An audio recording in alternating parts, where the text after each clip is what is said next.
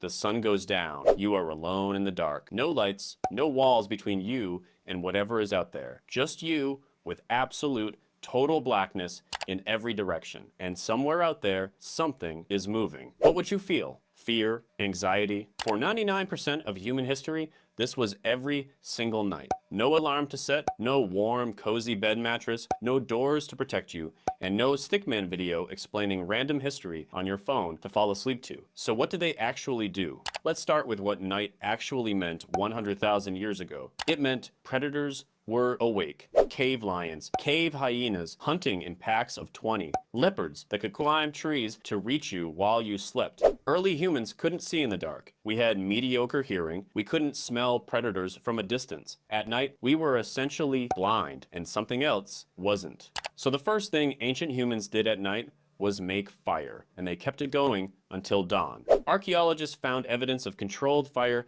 going back over 1 million years in Wonderwork Caves, South Africa. A campfire creates a safety zone roughly 30 feet in every direction. Even today, lions avoid fire. It's hardwired into them. We use that fear every single night. Someone always had to stay awake to keep it burning. Every night, no exceptions. But here's what nobody talks about. While they sat around that fire, something remarkable happened. In 2014, anthropologist Polly Wiesner recorded hundreds of hours of conversation from the Juhuansi people in southern Africa, one of the few groups still living close to how ancient humans did. During the day, conversations were practical. Where's the water? Who saw animal tracks? Who isn't sharing food fairly? But at night, around the fire, 81% of all conversation shifted to stories. Not gossip, not complaints, stories, myths, legends of ancestors who did impossible things, how the world began, why the stars are where they are, what happens after you die. Wiesner argued this is where human culture was actually born, not in the daytime, around the fire, in the dark. Think about that. Every myth, every idea of what it means to be human, it all started at night by a fire with people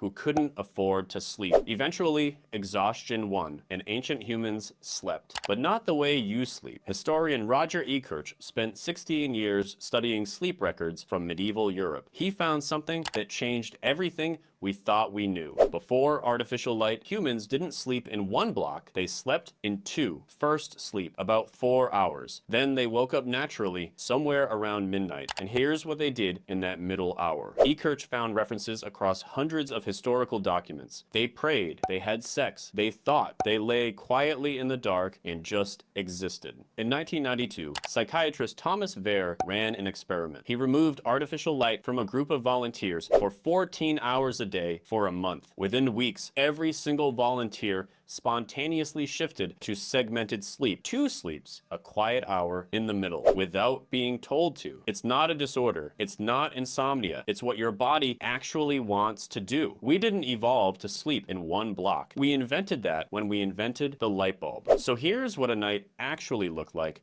100,000 years ago. Sunset, fire lit immediately. One person on watch while others ate and talked. Then stories, hours of stories, gods, ancestors, impossible journeys told into the fire. First sleep, 4 hours, then awake again in the quiet dark, thinking, resting, being human. Second sleep until dawn, then up again every night for 300,000 years. Tonight, when you wake up at 2 a.m. and can't fall back asleep, you're not broken. You're just doing exactly what your ancestors did for 99% of human history. Lying in the dark, thinking, being alive.